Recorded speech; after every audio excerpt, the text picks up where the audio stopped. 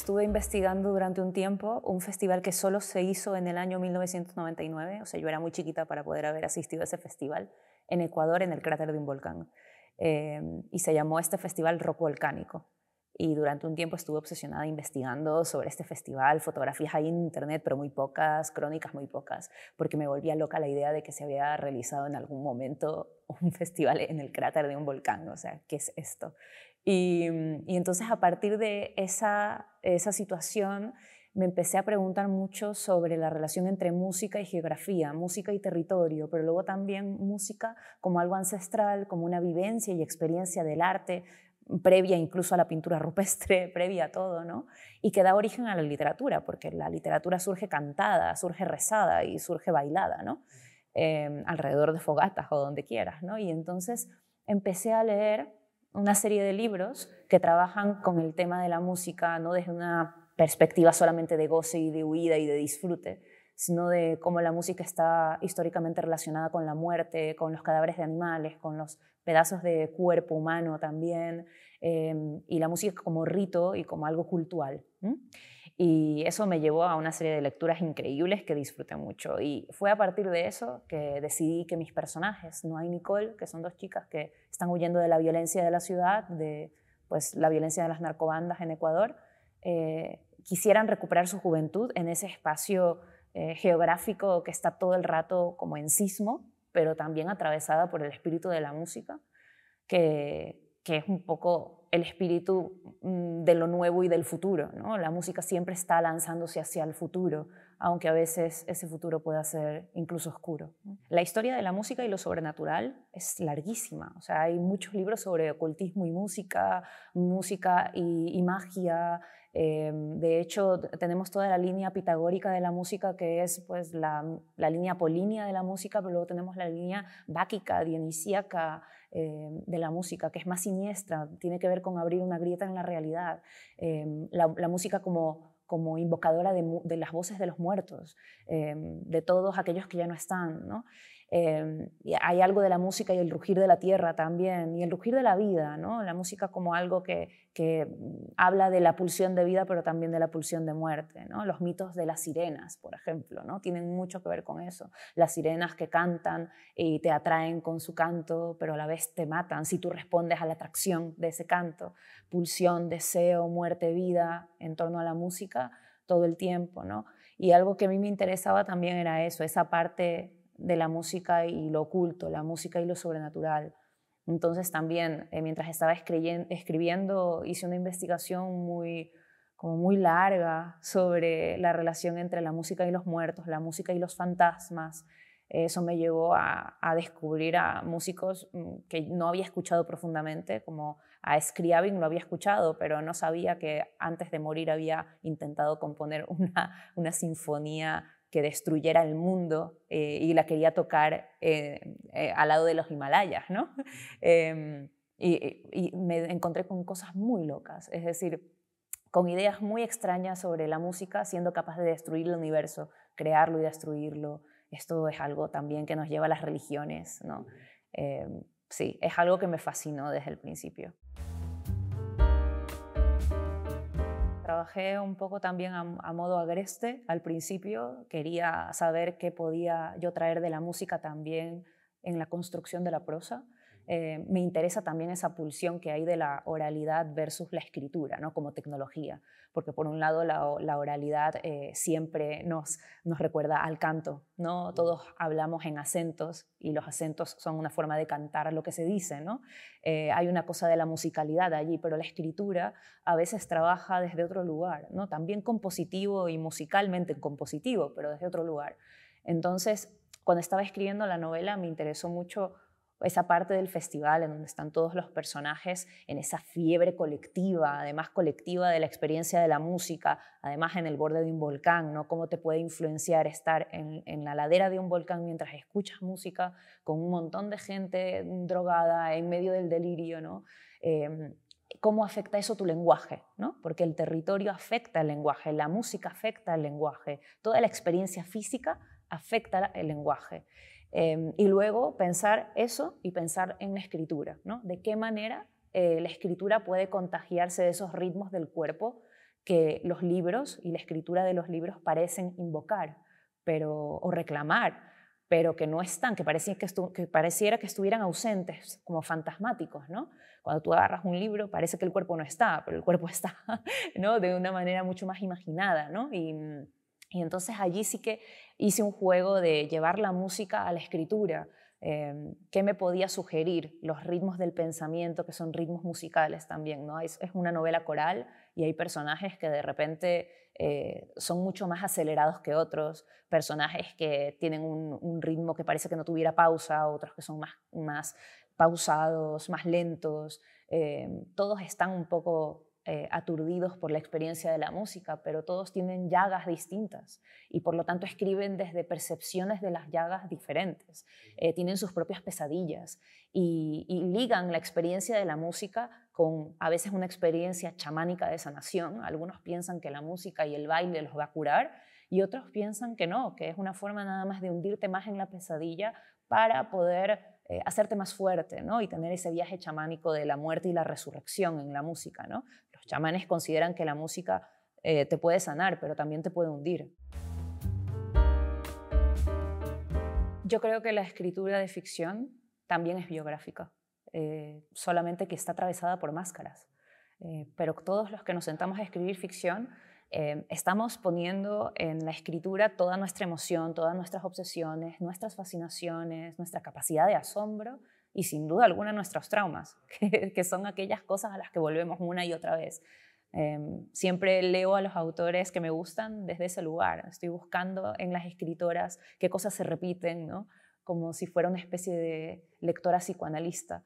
Entonces sí, yo creo que hay algo de biográfico en todo lo que escribo. Y en este caso el tema de la violencia sin duda, porque toda mi familia vive ahora mismo en Ecuador, mis amigos de la infancia viven allí, yo he emigrado sola, no me vine con nadie más. Entonces, claro, Ecuador está muy vivo en mí porque mis afectos están todos allá. Pero ya más allá de mis afectos, esa es mi tierra de origen, es mi casa de la infancia. Como dice Marosa Di Giorgio cuando habla de la infancia, ella dice que tiene un poema que se llama así, está en llamas el jardín natal, ¿no? Y siempre recuerdo ese verso de Marosa Di Giorgio cuando pienso en mi jardín natal, que es Ecuador, ¿no? Como está en llamas, sí, porque hay una especie de imposibilidad de volver al origen. El origen es un lugar imposible, ¿no? Pero, y sin embargo hay un deseo de volver al origen como si fuera un lugar oracular, como si en ese sitio pudieras encontrar una respuesta de quién vas a ser, ¿no? ¿Quién serás en el futuro? ¿Qué te pasará? ¿No? Entonces sí, yo creo que como escritora regreso al origen como buscando que me digan qué es lo que voy a hacer. Es imposible, no va a pasar, pero uno está como hurgando allí. La casa natal y el jardín natal siempre están en llamas porque siempre va a estar cambiado cuando regresas. El tiempo es implacable, ¿no? A mí me interesaba mucho en esta novela trabajar la idea del abandono. Es una novela que en el fondo, si tuviera que resumirla, va sobre personajes que se sienten desamparados y están buscando algún tipo de amparo en la música y en el arte. Entonces, claro, Noah va a buscar a su padre, pero también está en busca de la música y de lo que la música le puede hacer a ella físicamente para poder enfrentar el encuentro con alguien que la abandonó cuando ella tenía 8 años, ¿no? Ese espacio o esa desesperación por encontrar un lugar de refugio, a mí me parece que es lo que dinamita nuestra relación con el arte, ¿no? Al final de cuentas, leemos libros, bailamos, escuchamos música porque encontramos ahí una zona de refugio. Y es verdad que es un refugio endeble, es decir, no dura mucho, es breve, pero ya está. Quizás los refugios solo sean espacios donde abrevar temporalmente. Sí, en realidad, si te soy sincera, no utilicé la música para entrar en el trance de escritura, pero sí que escuché muchísima música mientras estaba escribiendo la novela, pero no durante, es decir, o al revés, no estaba escribiendo y escuchando música porque yo necesito silencio cuando escribo, ¿no? Pero en los momentos en los que no estaba escribiendo estaba escuchando música, pero a borbotones. Y lo que sí que siento que me ocurrió en ese proceso fue que estaba pensando en cómo el ritmo de la escritura se puede asemejar o se puede acercar al ritmo del pulso de determinadas composiciones, ¿no? Y esa experiencia me gustó mucho, ¿no? Llevarla más que yo estar en un trance, yo no estuve en un trance escritural, hubo muchísimo trabajo de edición, pero sí quería trabajar algo agreste del pulso de la música en la prosa.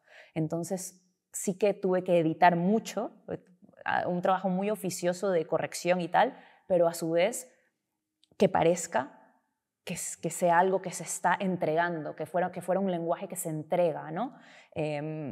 Y sí, a veces lo que parece natural y parece agreste y parece trance, en realidad son años y años de corrección, ¿no? En este caso fue así. Ya te digo, algo que me interesa, bueno, yo hice una playlist de chamanes, ¿eh? Hice una playlist, pero un poco así de juego. No es verdad que estuve escuchándola mientras escribía a la vez, ¿no? Para mí la escritura es un trabajo de escuchar el ritmo de las palabras, y para eso necesito que no esté sonando nada, ¿no? Solamente el ritmo de la escritura. No necesariamente quiero ser una escritora arriesgada, pero sí quiero ser una escritora valiente y sobre todo coherente con cuáles son mis propósitos estéticos cuando me siento a escribir un libro. Cada libro es un proyecto totalmente distinto, te propone una especie de atmósfera mental completamente distinta. Hay, por supuesto, recurrencias, como siempre, porque uno nunca puede dejar de ser quien es, pero siempre implica un estado mental distinto. Y lo que sí quiero ser valiente siempre es a la hora de poder pensar en otras gramáticas de construcción de historias, otras estructuras, no limitarme, no pensar, no ser condescendiente con los lectores y pensar, tengo que hacer esto de esta estructura, en esta estructura y no en esta otra, porque es así como se va a leer mejor. O sea, yo creo que hay veces que desplazar o dislocar una estructura posible sí que implica un esfuerzo en la lectura, pero también una gran recompensa. Entonces, creo mucho en eso. Me gustan los libros que son así también. Entonces, trato de llevar eso a la hora de sentarme a escribir y eso sí, ser muy oficiosa. Trabajar mucho las estructuras que propongo, aunque sean estructuras un poco distintas. Estaba pensando en hacer recomendaciones de libros que me sirvieron para la novela, o sea, libros que hablan sobre música, ¿no? Y que para mí fueron deliciosos de leer, ¿no? Por ejemplo, los dos primeros van a ser de Pascal Quignard, El odio a la música y Butes, que son dos libros que van sobre el horror sonoro y la pulsión de muerte en la música. Me encantaron, me parecieron brillantes. Y además son como ensayos poéticos, es decir, a veces sientes que estás leyendo un poema y no un ensayo. La escritura de Quignard me deslumbra. El mundo en el oído de Ramón Andrés, que fue un libro para mí fundamental mientras estaba escribiendo la novela, porque justamente habla sobre la historia de la música, ¿no? y del oído como ese órgano del miedo del que habla Nietzsche, la relación que tenemos entre música y muerte, música y lo animal. Alexis o El Tratado del Inútil Combate de Marguerite Yourcenar, que es una novela en donde la música funciona como catalizador de la erupción del deseo de un personaje, y me parece que ahí está como muy representado el volcán musical, si quieres. Y luego Resonancias Siniestras, de David Tup, que es un libro sobre música, pero pensada desde el desvío, desde lo monstruoso, desde lo prodigioso monstruoso de la música.